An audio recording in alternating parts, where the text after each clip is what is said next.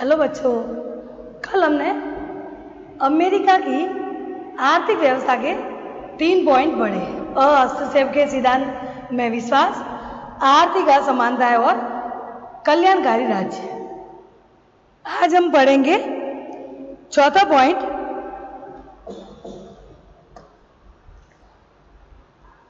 श्रमिक संगठनों की भूमिका। श्रमिक संगठन, मजदूर संगठन, व्यापार संगठन, ऐसे उनको दबाव समूह भी कहते हैं, जो सरकार पर दबाव डालकर अपनी मांगों को पूरा करवाते हैं। तो श्रमिकों का किस तरीके से संगठन होकर कैसी भूमिका आर्थिक व्यवस्था में वो अपनी भूमिका निभाते हैं। इसमें पढ़ते हैं, अमेरिका में जहां एक और पूंजीवादी व्यवस्था है, वही दूसरी ओर शक्तिशाली श्रमिक संगठन है। पूंजीवादी पता है आपको, कल भी कहा था आपको। पूंजीवादी में सरकार का नियंत्रण इतना नहीं आता, उनको सरकार भी जो उनकी कंपनियां वगैरह सरकार भी चलती है और निजी को भी महत्व देते हैं। निजी भी अपना कोई भी कार्य कर सकता है, स्कूल है, हॉस्पिटल और कंपनियां, फैक्ट्रियां नहीं अपनी निजी भी कर सकते हैं, वो है पूंजीवादी। और साम्यवादी में सभी पर सिर्फ सरकार का नियंत्रण रहता है। तो वहां पे पूंजीवादी व्यवस्था पहले पढ़ चुके हैं, तो वहां पे श्रमिकों का संगठन शक्तिशाली बन गया है। इन संगठनों ने अपनी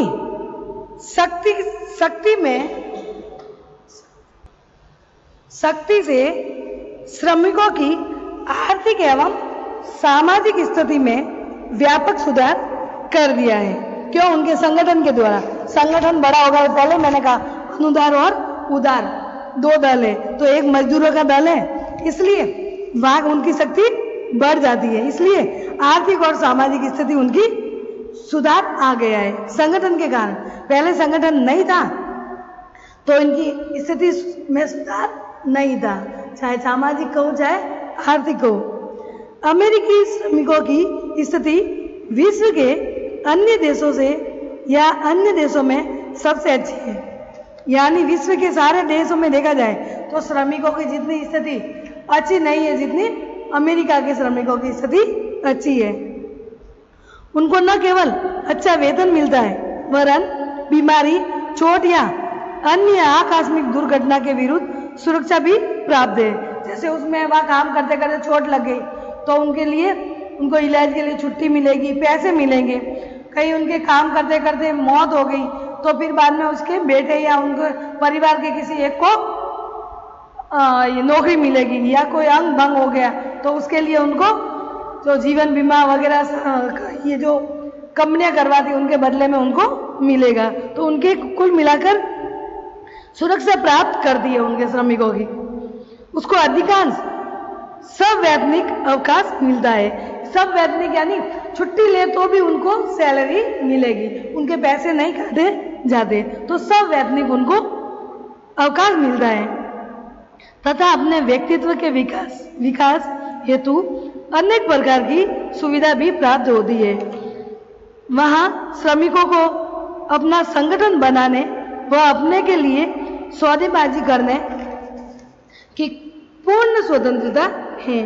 श्रमिकों को प्रदान की गई इन सुविधा के कारण ही वहां श्रमिकों में संघर्ष करने की प्रवृत्ति बदलती नहीं है या बलवती नहीं है। तथा मार्क्स की यानी कार्ल मार्क्स की भविष्यवाणी सफल होने की कोई संभावना दिखाई नहीं देता। कार्ल मार्क्स ने कहा था कि मजदूर और जो पूंजीपति है दोनों का संघर्ष होगा, वाद प्रतिवाद और संवाद, संघर्ष होने होगा। फिर एक दिन श्रमिक पूरी जगह एक हो जाएंगे और पूंजीवादी पूरी तरह विलुप्त हो जाएंगे।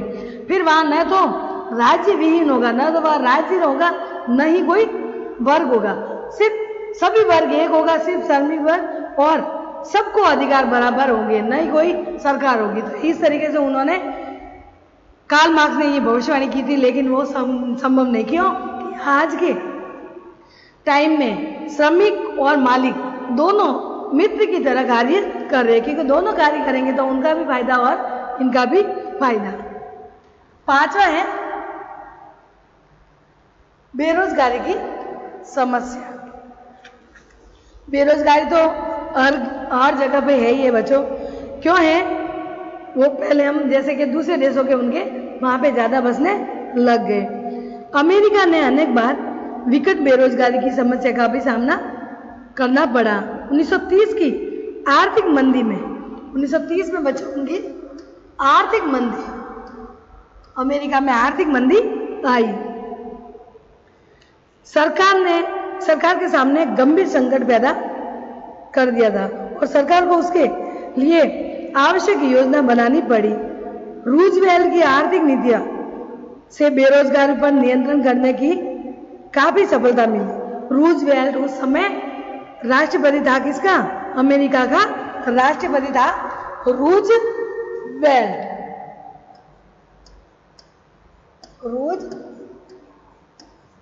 उन्होंने अपनी ये स्थिति सही की। तो इस तरीके से रूजवेल्ट ने आर्थिक स्थिति को संभाला। क्यों संभाला? क्योंकि बेरोजगारी आ गई थी। द्वितीय विश्व युद्ध के बाद अमेरिका राष्ट्रपति ट्रूमैन, द्वितीय विश्व युद्ध के बाद कौन राष्ट्रपति बना? ट्रूमैन। ट्रूमैन का सिद्धांत जो पे कहते हैं, ट्रूमैन का सिद्धांत। तो ट्रूमैन को भी इस संबंध पर विशेष प्रयास करना पड़े। बेरोजगार की समस्या को समाप्त करने के लिए सरकारी प्रयासों के बावजूद भी इस पर पूर्ण रूप से नियंत्रण स्थापित नहीं किया जा सकता था। अर्थव्यवस्था के अंतर्राष्ट्रीयकरण में से भी जहां अनेक लोगों को बहुत अधिक लाभ हुआ, वहीं अनेक लोगों के सामने रोजगार का संकट हो गया। सरकार इस समस्या के निराकरण हेतु निरंतर प्रयत्नशील रही, क्योंकि उस समय उन्होंने जो नीतियां बनाई या आर्थिक संकट आ गया 1930 में, तो रूजवेल्ट ने नीतियां बनाई। ट्रूमैन ने भी द्वितीय विश्व युद्ध के बाद ये व्यवस्था की, लेकिन फिर भी लोगों का इतना फायदा नहीं हुआ और वहां बेरोजगार की समस्या हो गई बच्चों। तो इस तरीके से उनकी ये अमेरिका के आर्थिक स्थिति में बेरोजगारी समस्या का प्रभाव पड़ा। छठा है लास्ट, कृषि का विकास। कृषि का विकास पहले हम पढ़ चुके हैं जब सामाजिक व्यवस्था में कि वहां पे कृषि लोग बहुत ही कम किया करते थे। सिर्फ 2% और ऐसे लोग थे जो कृषि किया जाते थे, बाकी सब अपने दूसरे कामों में ज्यादा वो अपना रुचि रखते थे। तो कृषि का विकास, यद्यपि अमेरिका एक पूंजीवादी देश होने के कारण वहां औद्योगिक विकास पर बल दिया जाता है, परंतु खाद्य पदार्थों के उत्पादन की दृष्टि से भी वह पूर्णतया आत्मनिर्भर है। अमेरिका में गेहूं, चावल, जौ, कपास, मक्का आदि का बहुत अधिक उत्पादन होता है। पिछले अनेक वर्षों में अमेरिका में खाद्यान्नों का इतना अधिक उत्पादन हुआ कि वह दुनिया के अन्य देशों में इसका निर्यात भी करता रहा। यानी कृषि का क्षेत्र इतना बढ़ गया कि वो निर्यात करने लग गया। हम आत्मनिर्भर, हमारे भारत में तो कोई भी चीजें आयात करनी पड़ती है और वो निर्यात करने लगा। कृषि के विकास से वहां के औद्योगिक विकास को भी गति मिली। अपने अतिरिक्त खाद्यान्नों को दुनिया के अविकसित और विकासशील देशों में भेजकर वह उन देशों में राजनीतिक लाभ उठाने की भी कोशिश करता है। यानी कृषि में जब भी उनके यहाँ कृषि का विकास हुआ तो वो अविकसित देश और विकास देशों को ये भेजने लगा ताकि उसे राजनीतिक क्षेत्र में लाभ उठा सके। यानी किसी बात के लिए वो संधि कर सके, ये सामान आप लाओगे, आप ये खरीदोगे, दबाव डालकर कोई भी बात कर सकते हैं, या हम अब आयात करेंगे तो जो अमेरिका कहेंगे वो हमें करना पड़ता है। वर्तमान समय में अमेरिका विश्व पर अपनी सर्वोच्चता स्थापित करने के लिए सभी साधनों का प्रयोग कर रहा है। वैश्वीकरण एवं उदारीकरण के माध्यम से वह विश्व के देशों में अपनी बहुराष्ट्रीय कंपनी स्थापित कर रहा है। वैश्वीकरण, एक देश दूसरे देशों से जुड़ना, पूरा विश्व में जुड़ना, इंटरनेट वगैरह उसके तहत जुड़ना।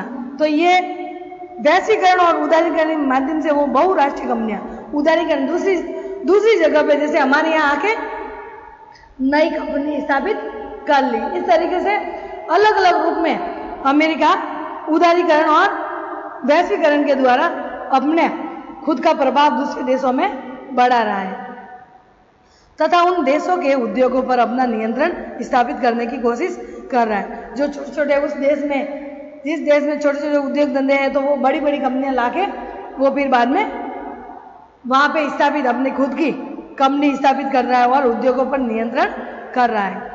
वह अनेक देशों पर अपना आर्थिक साम्राज्य स्थापित करने के लिए दबाव की नीति का भी प्रयोग करता है, अपनी आर्थिक साम्राज्य स्थापित करने के लिए, क्योंकि वो अपनी कंपनी जैसे भारत में स्थापित की तो हमें तो रोजगार मिलेगा, जो मजदूर है उनको रोजगार मिलेगा, बनाने वालों को मिलेगा, सरकार को टैक्स मिलेंगे, लेकिन उनको जैसे जैसे वो कंपनी बढ़ जाएगी वो ज्यादा पैसे कमाने लग जाएगा और हमारे उद्योग धंधों पर क्या होगा, नियंत्रण हो जाएगा। तो ये नीति वो अपनाना चाहता था। उसने विभिन्न क्षेत्रों आर्थिक संगठनों का निर्माण करके भी अपने व्यापक क्षेत्रों का विकास किया। संयुक्त राष्ट्र संघ पर अपनी इच्छा थोपने के लिए वह दबाव का प्रयोग करता है। संयुक्त राष्ट्र संघ जो पूरे विश्व के लिए बना है, 6 अंग है उसमें, क्या कहते हैं, सुरक्षा परिषद, सचिवालय, आर्थिक और सामाजिक व्यवस्था और अंतर्राष्ट्रीय न्यायालय, ये अलग अलग से 2 और भी है और सारे मुख्यालय उसी अमेरिका में है। एक सिर्फ अंतर्राष्ट्रीय न्यायालय का एक में है। तो सारे विश्व में जो समस्या है, एक दूसरे के बीच में समस्या है, तो अंतर्राष्ट्रीय न्यायालय में जा सकते हैं। और इसके अलावा वहाँ मुख्यालय सब दूसरों का एक है, तो उनके द्वारा अमेरिका खुद का प्रभाव बढ़ा रहा है। संयुक्त राष्ट्र संघ में सुरक्षा परिषद में स्थायी सदस्य 5 है और अस्थायी 6 है, अस्थायी 10 है।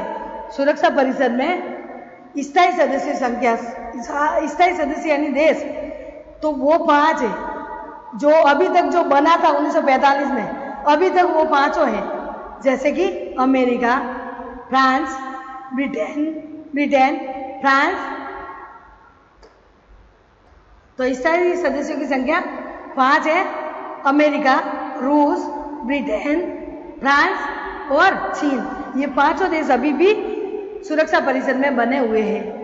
लेकिन अस्थायी सदस्य भारत भी बना अस्थायी, लेकिन वो बदलते रहते हैं। तो संयुक्त राष्ट्र संघ की इच्छा थोपने के लिए दबाव डाल देते हैं, क्योंकि वो सुरक्षा परिषद में स्थायी सदस्य है। संयुक्त राष्ट्र संघ का सारे मुख्यालय करीबन ज्यादातर 6 देशों में 5 कम से कम उसी अमेरिका में ही उनका मुख्यालय है। इसलिए वो लोगों को या दूसरे देशों को दबाव में डालता है और अपना काम निकालता है तथा उसके अनेक संगठनों की सहायता कम करके या समाप्त करके उसको इसका भी एहसास करवा दिया है। दुनिया के अविकसित एवं विकासशील देशों को भारी मात्रा में कर्ज अथवा अनुदान देकर भी वह उन पर अपनी शर्तें थोपकर अपना प्रभुत्व स्थापित करने का प्रयास करता है। कहने का मतलब विकसित और अविकसित और विकसित देश है अमेरिका, तो अविकसित और विकासशील देशों को कर्ज देकर वो दबाव में डालता है कि आपको मेरी बात माननी पड़ेगी। उसके अलावा अनुदान देकर कुछ मदद कर, जैसे हमारे यहाँ आंगनवाड़ी में जो भी उनके तेल वगैरह वहाँ अमेरिका से वो भेजता है, तो और पोलियो, पल्स पोलियो की वो इंजेक्शन वगैरह हर देश कोई देश यहाँ पे अविकसित देश और विकासशील देशों की मदद करता है। तो इस प्रकार से अमेरिका कर्ज देकर अविकसित और विकासशील देशों को और अनुदान कुछ मदद करके, जैसे हमारे यहाँ उत्तराखंड में आया, क्या कहते हैं, बाढ़ आई, भूकंप आया, तो उत्तराखंड में भूकंप आते 1 करोड़ रुपए अमेरिका ने दिया, तो हम उसके दबाव में आ गए। हम जो भी अमेरिका के वो हम कर लेते।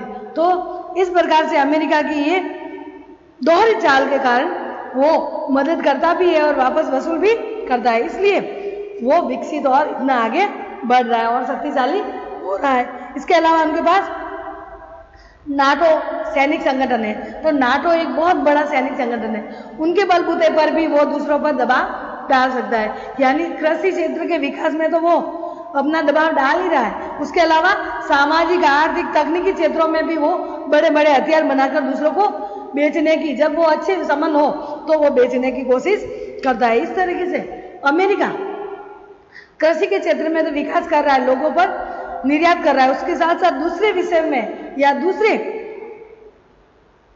संबंध में भी वो दूसरा कार्य करके दबाव दे रहा है।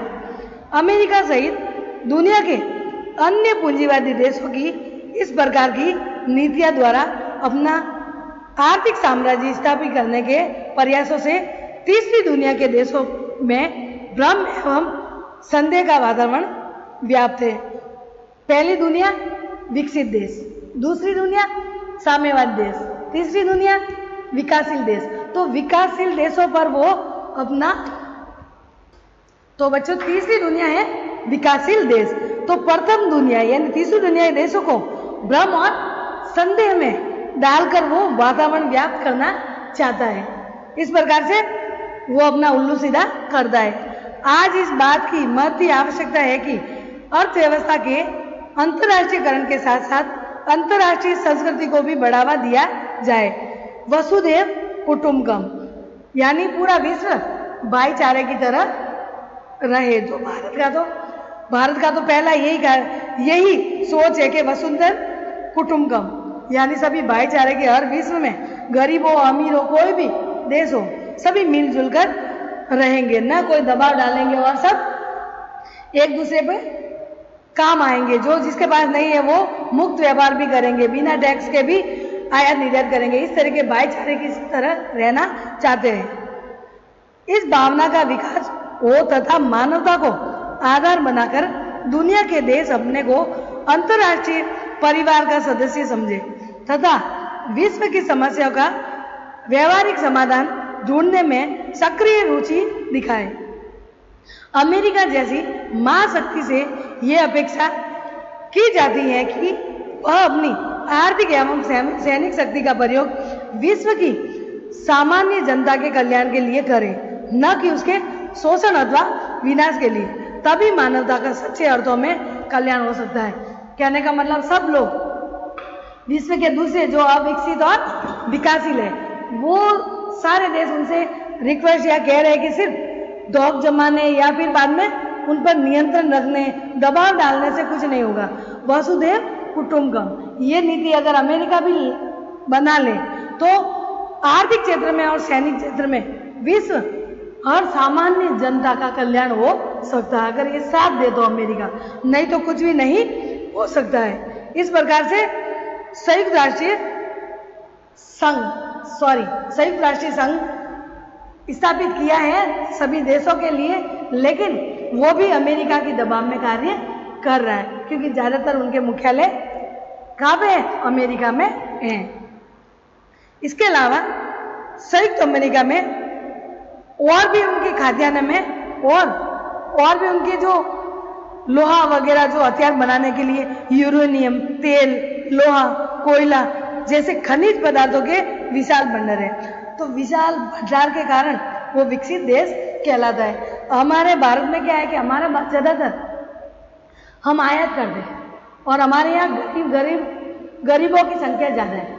हमारे यहाँ उच्च वर्ग भी है, मध्यम वर्ग भी है और निम्न वर्ग है और गरीब भी है, 4 वर्ग। तो इसलिए उच्च वर्गों के लिए हमें अंतर्राष्ट्रीय संबंध में अमेरिका, ब्रिटेन, फ्रांस से हमें अंतर्राष्ट्रीय संबंध बनाना पड़ता है आयात के लिए। बाकी गरीबों के लिए सस्ती चीजें वहां नहीं मिलेगी तो हम चीन से हम व्यापार वाणिज्य करके या उससे आयात करके सस्ती चीजों को देकर गरीबों की मांगों को पूरा करते हैं। तो इस प्रकार से भारत में ये समस्या बेरोजगारी वगैरह अमेरिका में है लेकिन इतनी नहीं है क्योंकि वो विकसित है, वो संभाल सकता है, दबाव भी है, वो शक्तिशाली भी है। ये सब बातें, श्रमिकों का संगठन उनका, श्रमिकों को आज इतनी सुविधा दी जाती है, हमारे यहाँ बिल्कुल नहीं।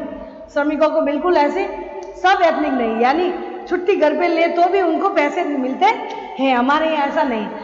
अमेरिका बिल्कुल ही विकसित देश है, ब्रिटिश और फ्रांस, अब तो जापान भी आगे बढ़ गया। जापान 2 बार टूटा, एक तो अमेरिका ने हिरोशिमा और नागासाकी के राज्य में अणु बम गिराया, उस समय टूटा, फिर बाद में सुनामी आई तो जापान बिल्कुल टूट गया, फिर भी वो विकसित हो गया। क्यों विकसित हुआ कि वो आत्मनिर्भर है। उनकी सारी जो मशीनें वगैरह, बाइकें, क्या कहते हैं, कारें वगैरह सब जो बनाए वो उनके खुद के जापान में ही बनती है, वो ज़्यादा आयात नहीं करता। तो हमारे भारत में विकसित न बनने के कारण ये है बेरोजगारी, गरीबी, भ्रष्टाचार, और अभी भी जो नेता लोग वो भी भ्रष्टाचार, जो नहीं करे वो भी बेचारे मिले जुले, जो गरीब गरीब होता जा रहा है और अमीर अमीर होता जा रहा है। तो इस प्रकार से अमेरिका की नीति, आर्थिक स्थिति सुधरेगी क्योंकि उनके हस्तक्षेप के नीति में विश्वास किया कि वो प्राइवेटों को किसी भी हस्तक्षेप नहीं करेंगे। आर्थिक असमानता है उनके, अमीर अमीर है और गरीब गरीब है। कल्याणकारी राज्य, यानी गरीबों के लिए वो कल्याणकारी कार्य करते हैं। कल पढ़ा था हमने, बूढ़ों और गरीबों और अनाथों को वो पेंशन व्यवस्था कर रहे हैं। श्रमिकों को संगठन की भूमिका निभाते हैं, इसलिए श्रमिक भी ऊपर उठने की कोशिश कर रहे हैं, और अब तो उन्होंने दल भी बना दिया है। बेरोजगारी समस्या है, फिर भी वो उससे निपट दिया गया। 1930 में थोड़ा सा हुआ था आर्थिक संकट, फिर भी उन्होंने संभाल दिया, और कृषि का विकास बढ़ गया, इसलिए वो निर्यात करके वापस ऊपर उठ गया। इस तरीके से बच्चों अमेरिका की आर्थिक व्यवस्था को हमने देखा। कल हम इस तरीके से आर्थिक व्यवस्था को हमने समझा। कल हम अमेरिका की संविधान के विशेषता को पढ़ेंगे। ठीक है बच्चों, बाय।